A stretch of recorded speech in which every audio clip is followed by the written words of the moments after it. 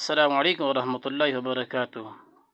عزیز طلبہ و طالبات، جیسے کہ ہم جانتے ہیں کہ آج سے ہم گرامر شروع کرنے جا رہے ہیں۔ تو گرامر کو اردو میں قاعدہ کہتے ہیں یا اصول کہتے ہیں۔ تو اس گرامر ہی کی وجہ سے کسی سبجیکٹ پہ، کسی مضمون پہ انسان کامیاب ہو سکتا ہے۔ تو سب سے پہلے ہم حروف کو دیکھ لیتے ہیں۔ یہ جو حروف ہے، حروف حرف کی جمع ہے۔ حرف ایک کو کہتے ہیں اور حروف اس کی جمع ہے۔ تو اب دیکھیں کہ حرف کس سے کہتے ہیں۔ حرف وہ کلمہ ہے، یہاں سب سے پہلے ہم ہے پہ آتے ہیں۔ اگر یہاں حروف ہوتے تو ہم یہاں ہیں لگا دیتے۔ تو یہاں سامنے سے واحد آیا ہے، حرف واحد ہے، تو لاسٹ پہ ہی اسی مناسبت سے ہمیں اس کا استعمال کرنا ہے۔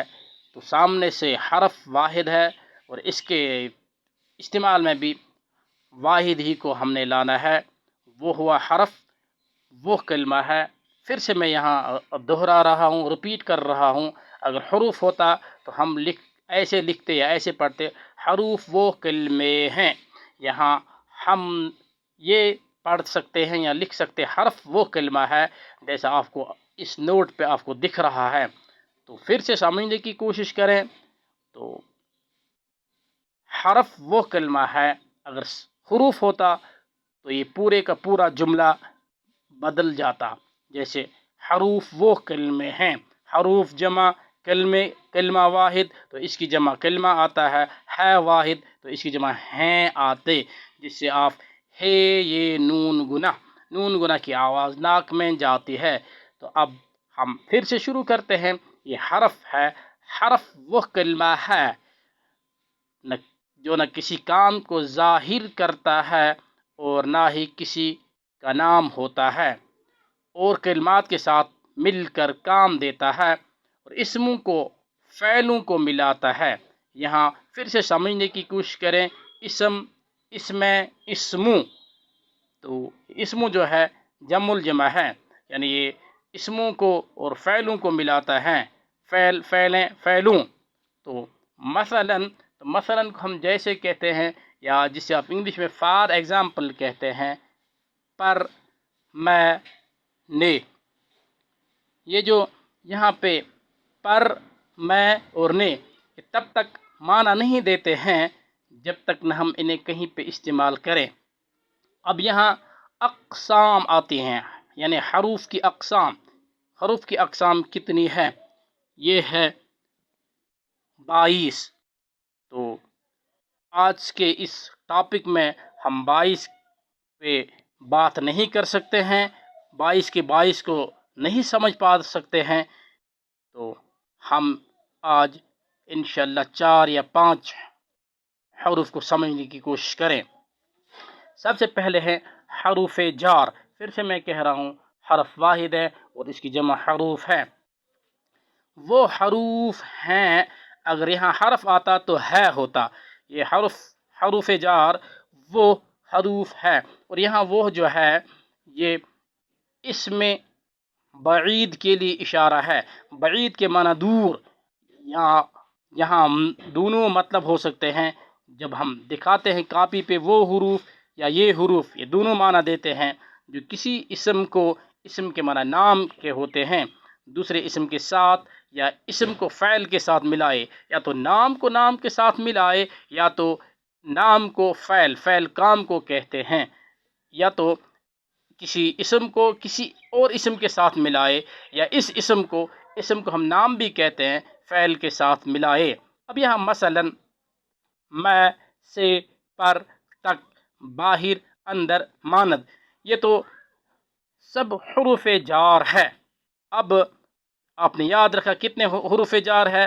میں 1 ہوا، سے 2، پر 3، تک 4، باہر، اندر اور ماند، یہ کل ملا کے 7 آتے ہیں۔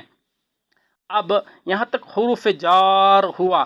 اب جن اسموں کے بعد، یعنی ناموں کے بعد حروف جار ہوتے ہیں، اسم کے بعد حروف جار آئے تو انہیں مجرور کہتے ہیں، جیسے باغ مجرور میں حروف جار، حرف اسموں کے بعد یہاں آئے تو اس سے مجرور حرف جار کہتے ہیں۔ پھر سے حرف جار وہ حروف ہیں جو کسی اسم کو دوسرے اسم کے ساتھ، یعنی کسی نام کو کسی اور نام کے ساتھ یا کسی نام کو کسی کام کے ساتھ ملائے۔ اب تک یہ ہمیں سمجھ نہیں آئے گا۔ مثلا میں، سے، پر، باہر، اندر، ماند۔ اب یہاں سمجھنے کی کوشش کریں۔ میں اس کا معنی نہیں ہے، اب میں اس کو سمجھانے کی کوشش کرتا ہوں۔ میں گھر سے اسکول تک گیا، یہاں تینوں کی تینوں مثالیں آئے ہیں۔ میں گھر سے اسکول تک، تو یہاں اس کی مثالیں آئیں، یا میں باہر سے اندر کی طرف گیا، یا ہمارے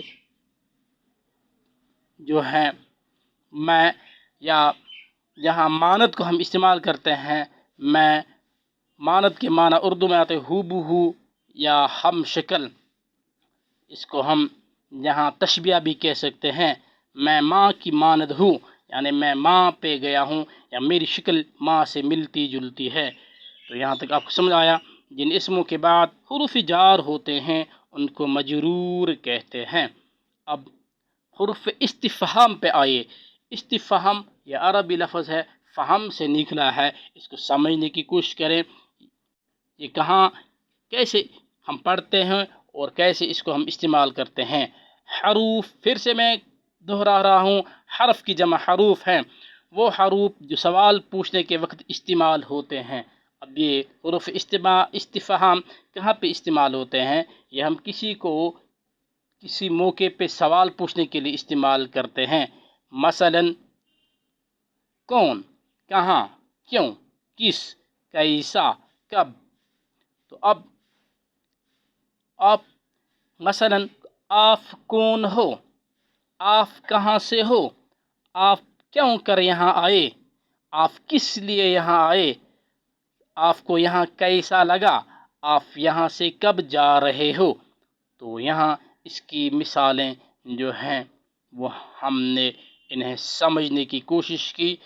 اگر سمجھ نہ آیا ہو تو میرے نمبر پہ رابطہ کرنے کی کوشش کریں، یا مجھے بغیر ہچکچاہٹ میں آپ کے لیے تیار ہوں۔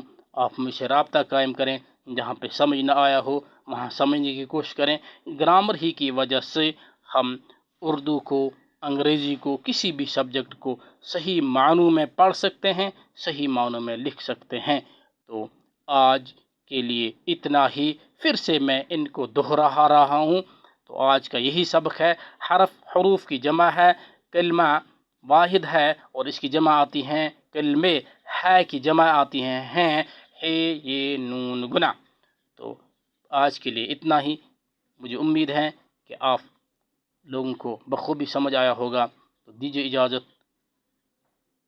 اللہ نگہبان۔